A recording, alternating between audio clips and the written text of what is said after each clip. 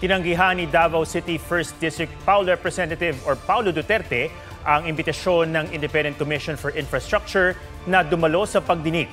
Sabi ni Duterte, ginagamit lang ng Pangulo ang ICI para siraan ang kanilang pamilya para sa 2028 elections at isalba ang kanyang sarili, pamilya at mga kaalyado.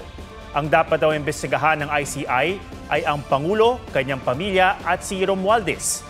Lalo na ang mga proyekto sa Regions 1 at 8 mula 2022 hanggang 2025 at noong 2000 hanggang 2025. Tugon ng ICI, kung iyon ang posisyon ni Duterte, ay hayaan na lang siya.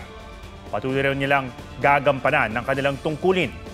Tanong naman ni ACT Party List Representative Antonio Tino, bakit biglang dinaga si Duterte matapos itong sabihin na handa siyang humarap sa investigasyon.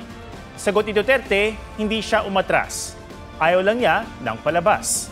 Di naman daw siya bahagi ng House Appropriations Committee at walang kinalaman sa paglalabas ng pondo at pagpapatupad ng mga proyekto, kaya walang dahilan para humarap siya sa ICI.